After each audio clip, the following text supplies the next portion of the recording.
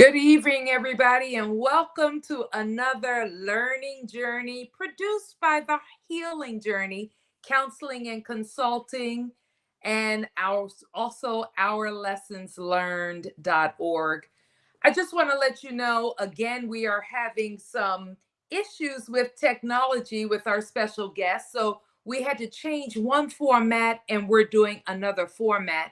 So I'm allowing everyone else to come into the studio.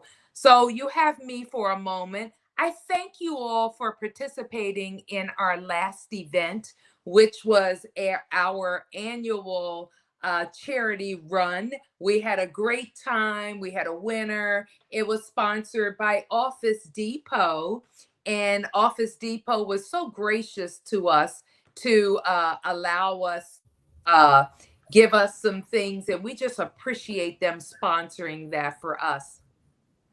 Also, we'd like to keep you abreast of special things that are going on. We started our series on trauma. So tonight we have a special guest, Demetrius, and he's going to tell you about his struggle and 25 years in prison.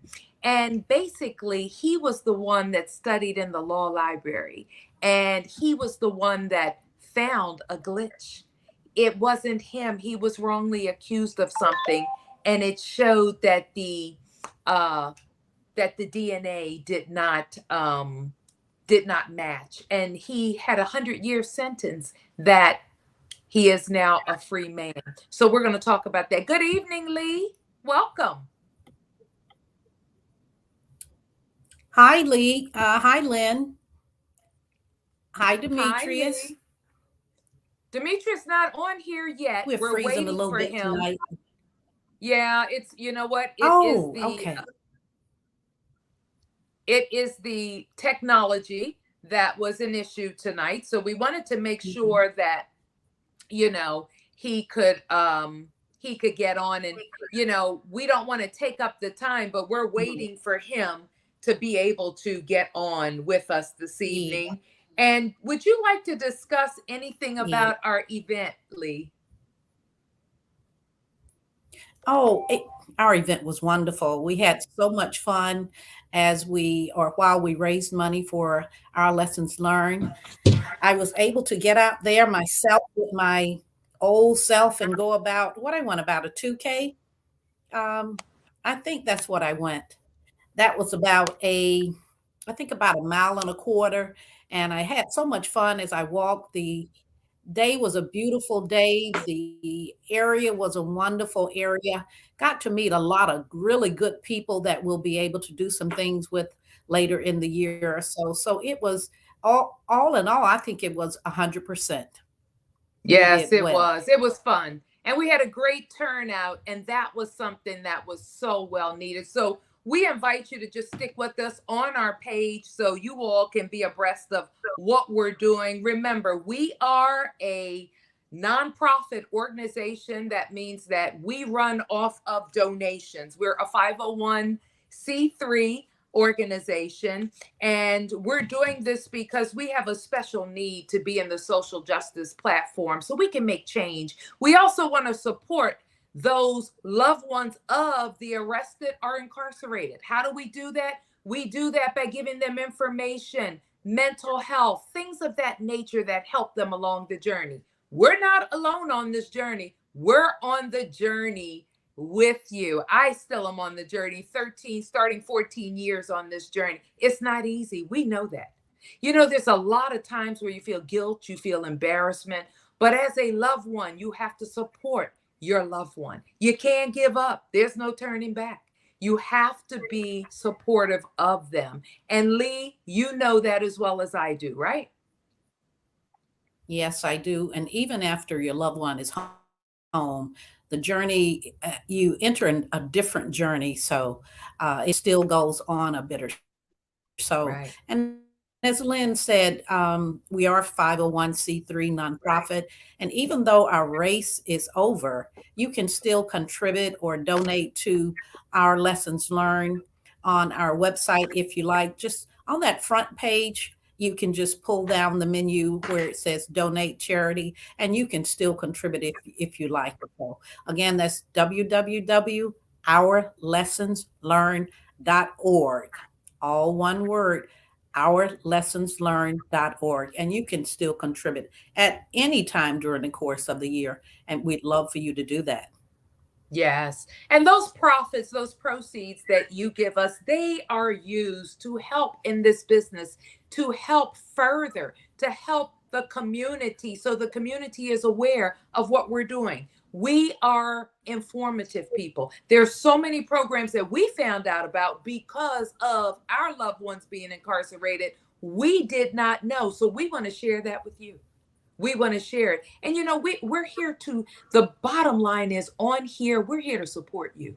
We're informative. We support you with mental health, with coping skills and things of that nature. But we're not going to delay any further. We welcome Demetrius White, and he's going to tell you his story from having to sit down, being on the down and under, whatever you call it. Demetrius is going to tell you, and I want you to go ahead. Welcome, Demetrius. We'd like to hear from you, and welcome. Thank you. I really appreciate it. Okay. Hi, you want to start by telling Demetrius. us your Say you want to what? start by telling us your story. Whew. Well, my name is Demetrius White. I am a Fort Wayne native. And when I was 19 years old, I was wrongfully convicted of attempted murder and robbery of a grocery store in Fort Wayne called Tom Super Value on East Spalding Road. And how I even got implicated in the case is there were two young men who I did a robbery with, and it was 5 of us together, but 2 of us, we got away, and when they got caught shoplifting at the mall, they told the police that I literally told them that I did this robbery. Well, the truth is this. According to the police reports, they overheard that this grocery store getting robbed, and my name came up. And that's how I got implicated in the case. For them to get out of trouble, they gave a statement to the police, and then the police, they put together a photo array. The victim said that the police report said he immediately pointed me out, but when the officer said that, in the police report that Mr. White is considerably shorter than that, he went on ahead and coached the victim into changing his statement for the identity of the person who robbed and shot him, because his original statement was 6'3", 180 to 195 pound black man. When I got arrested, I was 5'4" and 156 pounds, soaking wet, actually. And based on that, I took it to trial. Being that there was a misidentification, I took it to trial. Thought I was coming home, and I never came back home. They found me guilty at 19 years old. As a matter of fact, I got convicted January 22nd of 1999, actually. Today is January 22nd, so January 22nd of 1999, I got convicted, but January 22nd of 2024, I have the opportunity to tell my story and the truth about what happened to me as a young man. If that ain't God, I don't know who did that. Mm-hmm. Mm-hmm. I couldn't arrange nothing like that. If I was an author, I couldn't write a book to even come up with a scenario like that. So I know that, God is with me. Okay. I got a nephew named Don Chase that got a song talking about, I got God on me. I got God on me. And that's how I know I can overcome. And I did overcome. And I would like to share my story with you.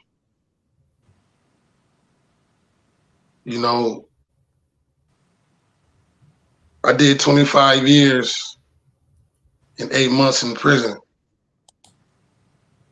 Now, I want to give you a contrast. Comparing, I want you to really empathize with what I'm about to say to you. See, in the streets, you call people snitches or rats who come to court and testify on people, right? Well, that's the criminal mind. But if we want to tell the truth, all a snitch did was tell the truth on you.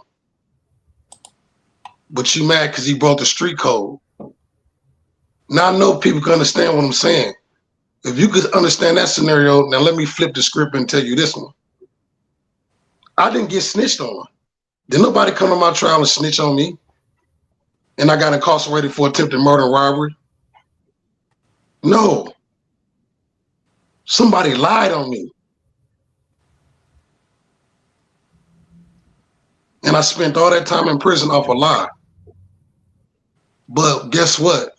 The truth never dies. Mm-hmm. Mm-hmm. I don't care how long it takes, was in the dark, would definitely come to the light. And the light is so powerful, it don't need the permission of darkness to flee when it appears. That's how powerful it is. You know? So my story, yeah, I got wrongfully convicted. That's a fact. And then I will fight to the day I die to prove that, because I'm innocent. The truth is, ain't nobody helped me get out of prison. Nobody outside of God helped me get out of prison. And some people might not like that. And if you don't like it, you should ask yourself, why don't you like that? I studied criminal law for 6 years. Went back to court, I did my legal research, went back to court May of 2006 and defended myself in court November of that same year. I got the Class A robbery vacated. I originally started with a 100-year sentence, but then I ended up giving back 45 years on my own. I went from a 100-year sentence to a 55-year sentence.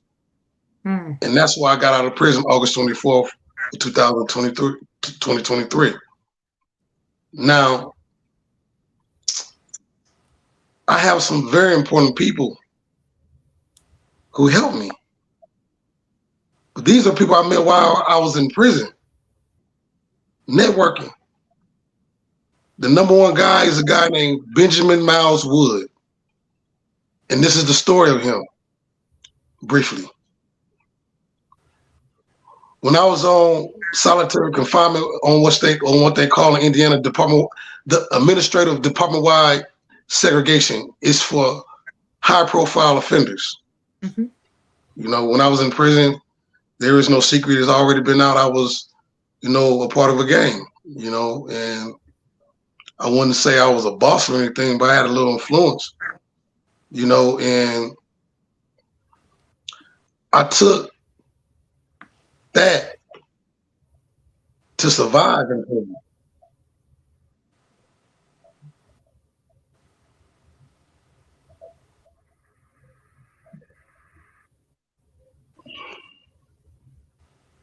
Dimitri, can I just ask you a few questions?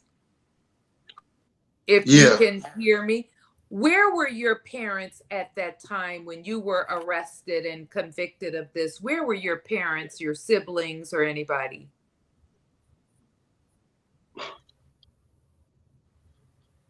I'm saying they were in Fort Wayne, Indiana. Okay. I didn't Was get there no any help. support? Well, I could call people. There's one individual that was the most consistent person in my life during these past 25 years. And that's my older sister, Velvet White. Okay. And one thing I respect about my sister is at the beginning of this journey, she said, I'm not writing you no letters. You could kill that. I'm not doing that. Mm-hmm. And I'm not saying I won't come see you, but I'm not going to do that because, she don't want to be traumatized by it. But she said, you can call me anytime you need to call me. And she said, if you need any money or anything like that for hygiene or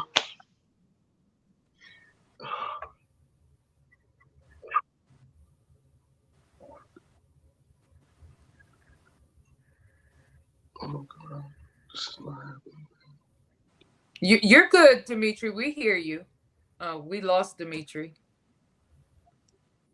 We lost him for the Mhm. moment. He'll get back on with us. So far, I want to touch Yes. how important it is to support your loved one. Sometimes we say things as a parent. That's one thing I'm not going to do is get you out of prison or get you out of jail. You never know what is going to happen until it arrives on your front door. And so, we have to backtrack some days and say never. Dimitri, where we left off, I was asking you about family support. Okay. You said your sister supported you. Your mother, father, any support there? Yeah, my mother, she couldn't support me the way that you would expect a mother to support you. My mother, she was struggling with her addiction. Okay. Wow. Even while I was incarcerated. But one thing I would say about my mom was that she couldn't help me get a lawyer or anything like that. But what people didn't know that she went online to start a criminal justice class to see what she could try to do to help me. Even while she was addicted, she was trying to help me. Wow. There's only one person that ever even offered to give me a lawyer. One person, a friend that I met while I was in prison. Her name is Alexandra Aponte. She offered $1,500 toward the lawyer. Awesome. Some person I met in prison. I understand that people have their own lives to live. I get that. It didn't even have to be money. It could have been a phone call to some lawyers. It could have been research. At a press of a button, you can find out anything nowadays. You Google anything, YouTube, anything. Mm-hmm. So in that being said, though, let me say this. My family didn't help me the way I wanted them to help me. They helped me the way God wanted them to help me. Mm-hmm. If they would have helped me the way I wanted them to help me, I would have had $100 on my books every month. I would have been able to call anytime I want to. I would have ate all the commissary I wanted to. I would have got comfortable in prison. But because they helped me, see, this is what people don't understand. By you not being there for me, you was there for me. Mm-hmm. That made me stronger. Mm-hmm. So how can I even take it personally? Mm-hmm. And to those people who are feeling guilty about it, you shouldn't. You played the role God wanted you to play in my life, whether you was there for me or not. Even if you wasn't there, you was there for me because I was conscious of you. It might not be in a positive consciousness, but I was conscious of the fact that you weren't there for me the way that I wanted you to be there for me. But that inspired me. That didn't give me a dark heart towards them. Wow. Let me ask you a question. So, Dimitri, I That's also good. hear that with mom's addiction, your core needs as a little boy weren't met because mom was trying to get her fix and her needs met with the addiction. So, where did that leave you as a young boy? Well, the truth is that, me and my mother was very close, Mm-hmm. and a situation happened where I was molested and I had to go live with my father. What So, age? well, when I was in the 3rd grade, Wow. so I had to go live with my father, and I would see my mother in public and hug her and kiss her. So all my life I yearned for that, and being that I couldn't get that, it caused me to become hard. Yeah. I wasn't raised to be a gang member. I wasn't raised to sell dope. I wasn't raised to kill or steal. But when you grow up as a child and you don't have a holistic life experience, you move forward in life as a fraction, not a whole. Mm-hmm. So you seek that wholeness in other things. Yeah. But when you become mature enough, you say, I'm not getting enough. We seek for the truth in all the wrong places. We talking about we seek for love in all the wrong places. We seek for truth in all the wrong places. It's know? hard. It is really Wow. hard, Dimitri. I just, my heart goes out to you because I'm hearing this. And basically, what we're seeing is that your needs were not met. So, where does that take you? When your needs aren't met, you're looking for acceptance. So, when you go to streets, they accept you. You feel a part of, you feel accepted, you feel that love that you couldn't get at home. So, that's really hard. That's really hard. And we're gonna have you come back on here because people need to hear this. This is important, and I know that with us having to change our studio today, this has a bearing on our. I don't even know if it's on our Facebook, and this has a bearing on people. Not being able to hear what's going on and what you're saying. This is a lot. This is a lot, Dimitri. So I think the next 2 weeks we're going to have you come back and really tell that, because you didn't have the family support.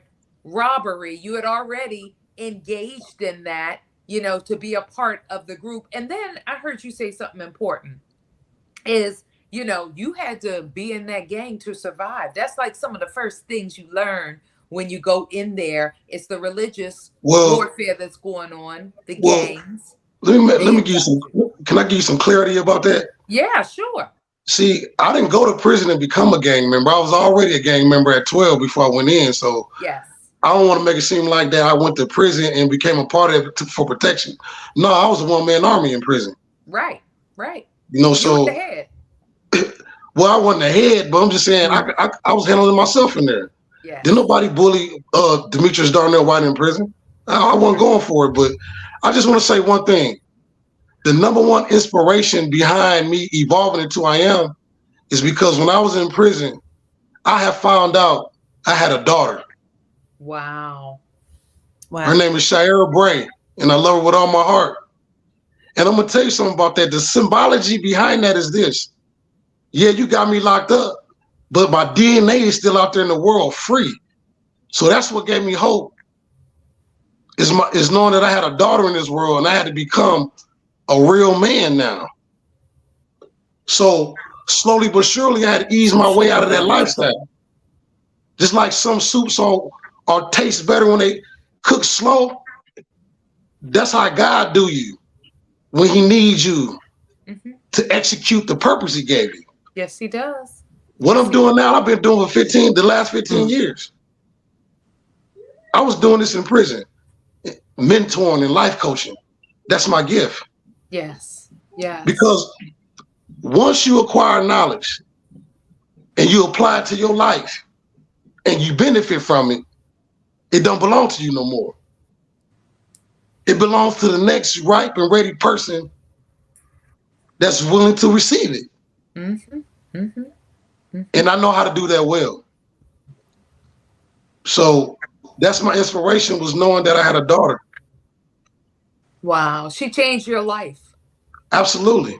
That's so awesome. I know it might sound crazy, but I used to talk to life as if it was a person. You're not about to do me like this. Whatever I got to do, I'm getting out of this. I told my own mother. They was crying on the phone after I got convicted. I was like, what y'all crying for? Y'all not the ones who got 100 years. But I told my mom, I told my mother I'm not doing 100 years in prison. And I meant it, but I didn't know how I was going to be able to do it. But guess what? When you don't know how to do something, God do. So. That's right. That's a bird's eye view of what I went through mentally and emotionally. But most importantly, I was free before I even got out of prison. I ain't got the same criminal mindset no more. Are people still wanting you to pay for that crime? When you get out, you do your time and you're still held to that crime. Have you found that to be true, where people are still persecuting you for that crime? Well, let me say that. Let me say something about that. This is what people don't think about when you commit a crime or not commit a crime and you innocent. Yeah. Like in my case, either way, yeah, they might sentence you to a certain amount of years, but they don't tell you a part of that debt to society is what everything that you go through while you're doing it. Yeah. They don't tell you that part when you're getting sentenced. They don't say, I give you 100 years, and by the way, your mom go die. Both of your grandmamas go die. Yeah. Your granddaddy go die. All the people you love go die. They don't tell you that when you get sentenced. That's right. So even though I didn't do what I did, I still paid for it. It was a sacrifice. Wow. And this is what it produced. Wow. That's something, Demetri. I thank you for sharing your story. One thing I wanted to comment on is the law library. A lot of time is spent in there, and they cannot legally keep you from the law library. When you request a book, they have to make sure Absolutely. that they give it to you and get it to you. I think it's within 24 or 48 hours or something. They have to make sure that and each state is different, but they have to make sure that they definitely get those legal references to you. So that's one thing, if you're on here and you're listening for support, they have to make sure that they get that. Absolutely. That's law. Yes, that's law. Access to the courts is what they call it. Yes. Another thing I laughed at, because I know this, $100 a month on your books. Now, you know as well as I know that $100, that'll last you a week, okay? So, in prison, they sell food. They do a lot of things to make money because it costs so much. Yep. And, there's so much activity with $100. Okay, you buy a thing of deodorant, that's like $5 or $6. Yeah. You can't send things in like, care packages. Most prisons don't allow that. Some do and some don't. I think Lee, upstate New York, they did. Well, in prison, there's a difference between getting $100 in prison if you're spending it. If you're spending it on commissary. But if you're getting $100 a month and you hustling, it means something totally different. Yeah. That's what I'm talking about, getting away from that criminal mind. You know what I'm saying? Yeah. It is. It's, my heart goes out to you, first of all, for that family support. And it is so important that the loved ones support their loved ones in prison when they get arrested initially. A lot of them are walking away. No, I'm not going. You need to be there. And can I say something to the families of incarcerated? Yes, please do. Let me say this. I just did 25 years and 8 months in prison. And people, they got all these different shows that misrepresent the reality of prison culture and prison life. Mm-hmm. I just want to say to the families who got anybody incarcerated that just a letter, just sit down and write a letter. You just don't know how valuable a letter is to somebody that's incarcerated. It's something tangible. It's something they can always go back to and get the same feeling that they got when they first got it. Yes. Commissary, they get 3 meals a day. Clothes, they got free stuff for you for clothes. Just a letter is enough. Yes. Mail. Yeah. Visit. People don't understand that. It's just simple. Write a letter. There's simple things that you can do to make your family members who are incarcerated be able to deal with their time in there a little bit easier. Exactly. Just for them to know that you're thinking about them is enough. I know that's how I felt. Yes, it is. It's hard for the loved ones, but it's harder for the inmates. It's harder for those arrested because, they're all alone going into a new situation. And, people are easy to place judgment, but just I was reminded, do not judge, because you never know when it's on your doorstep next. And I keep saying that because I could hear my father saying that. And, never know until it happens to you. When it happens to you, you're in a tailspin. That's a total 360. You're turned around, and it's like, what do you do? So that was our thing for, helping parents, helping loved ones. It could be a wife whose husband is arrested, helping her. She's left with the children. You found out you had a daughter. So that Right. was something, you were probably thinking, I'll never see my daughter. So that was the incentive to get in that law library and figure things out. Absolutely. So you see the knowledge that you have now, the knowledge of the law. Think how many inmates you can help. Yeah. Think about maybe going further and getting that law degree, and your life has changed, so there won't be any more crime. So now I think you said you're writing a book, and talk about your life now. You're a life coach. The book is already wrote. I'm in the process of getting it copywritten and all that. Okay. That's wonderful. What is the name of your book, Demetrius? It's called The New Paradigm for Success. Okay. The New Paradigm for this. Okay, that's great. Thank you, Dimitri. So what do you aspire to do now? I mean, you're writing your book, you're doing life coaching. Are you going back in the prison can you do that? But I think it's a 5-year, you got to be away for 5 years. I don't know the exact law when it comes to that, but I've already been approached by one of the pastors in Fort Wayne about getting involved in the prison ministry. When I was incarcerated, I always told myself, when I get out of prison, I never, ever will come back to this place. Oh, yeah. I don't want to eat another ramen noodle. None of that. Yeah. It's set up for recidivism. The way it's set up is that you come back in again. That's the way that they set it up for us. And the thing about it is, this is how I thought about it. I didn't want to come back, to prison. And no time to be associated with nothing about prison. You know what I'm saying? But I'm going to commit recidivism because I am going back. But I'm going back to help. Yeah. Yes. I'm going back.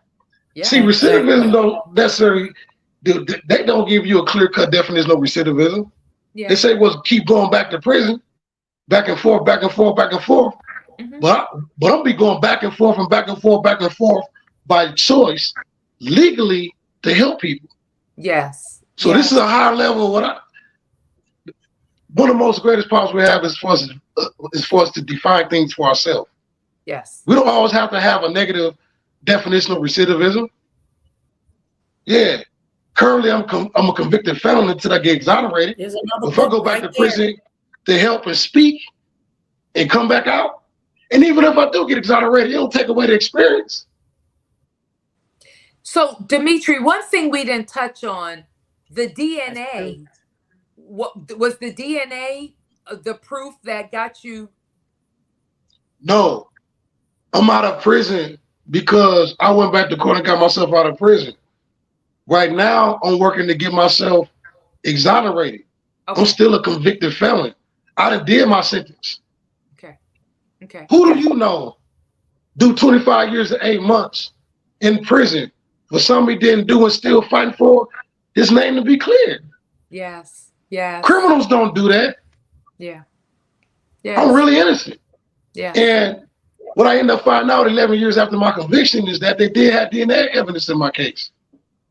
The blood-stained T-shirt of the victim, according to the police report.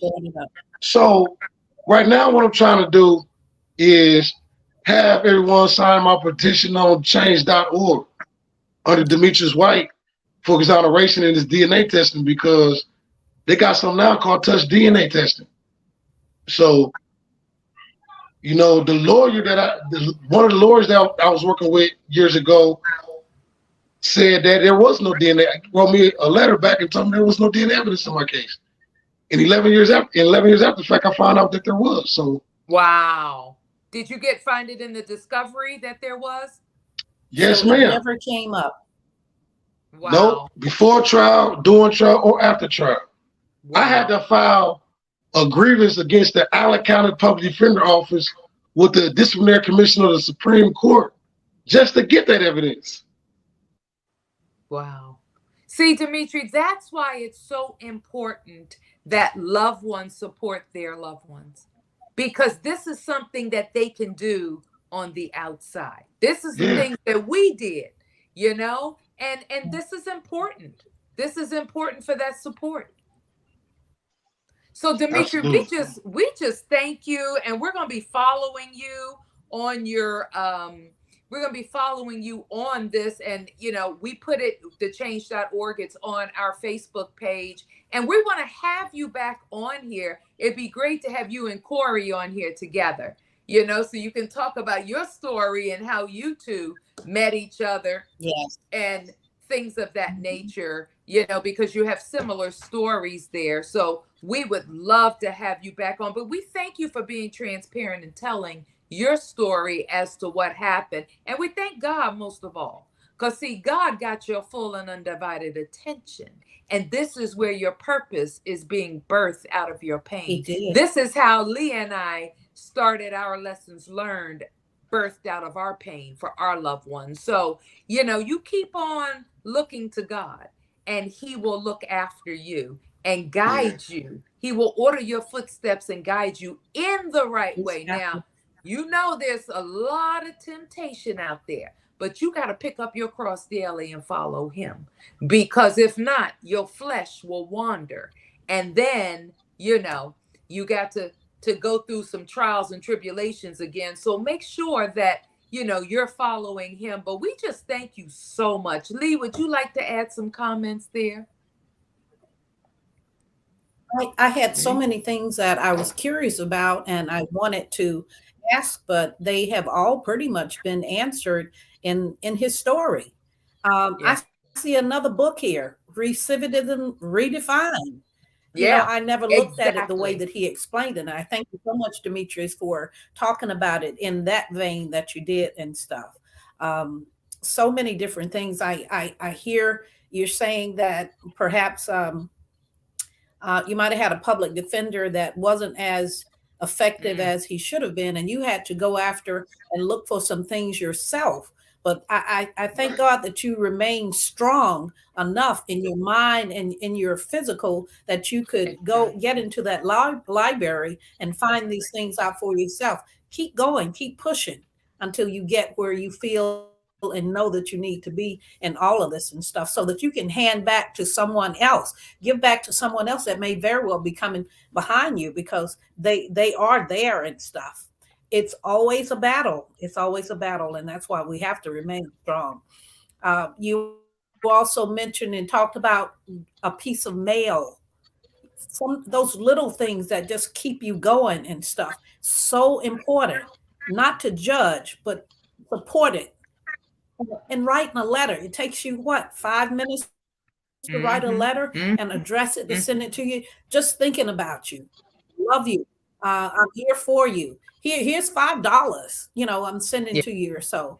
And even with that law library, I know they do some of those things now on disk or so, or on the computers or so. And I encourage people to use those, but be very conscious that that might be also a way of tracking. I'm not sure. That's just the things that go through my head. Sometimes too much stuff go through my head, but I love your story. I wish you all the best, all that you're doing. Yeah. Um, and I hope, and I know all of this will be successful. As Lynn said, just keep looking to God. He's got your back. Yes. He's got you. You have a powerful, powerful story. I Yes. Thank appreciate you, it. Lee. Demetrius, would you like to say anything to the loved ones of the incarcerated? What Yes, message would you like to leave them with? yes, I do. You know, I got a sister, Rashonda. Her name was Rashonda McGee, and I love my sister with all my heart, and she just support me and believe in me. So does my fiance Dina and my daughter Shira. And you know, I love my family, and I'm doing this to show my family that I'm not just doing this for myself, but I'm doing it for them as well. You know, I'm not the type of person who just let anybody do anything to me. I don't care who you are. Mm-hmm. At the end of the day, I'm gonna get exonerated. Mm-hmm. You know, I'm gonna fight to the day I die till I do. You know, that's what it's about, for real. And I'm just thankful. You know, my auntie and uncle, Joanne and Steve. You know, I love them. Ben Wood, this is my best friend. He's been there for me since day one. If it weren't for Ben Wood, the story of my case on Facebook, Free Demetrius White, wouldn't even be on there. Him and my other friend, Leon Benson. Leon Benson just got exonerated not too long ago. But if it weren't for Leon Benson and Benjamin Wood, I wouldn't be right here standing in front of you. And that's the literal truth. So I love all my loved ones, family and relatives. Well, thank you, Demetrius. We just thank you for your story today. And God bless you as you continue to fight. And that's what we are. We got to continue to fight. We got to fight for our loved ones. We have to fight for that freedom. And your freedom came. You fought for it. Now to be totally free, you're still fighting. Absolutely. Don't ever give up. Okay? That's what real freedom fighters do. There you go. So we just thank you all for tuning in tonight. We're going to have Demetrius Freedom back fighters. on here with us. We do apologize again. There were some issues with our technology of everybody being on. So we had to do it through StreamYard. And so it's not on our YouTube channel, but we're going to put it on YouTube manually. So again, good night. We will see you in 2 weeks. Have a great, great, great 2 weeks. And we'll see you later. Thank you, Facebook family. Thanks. You too.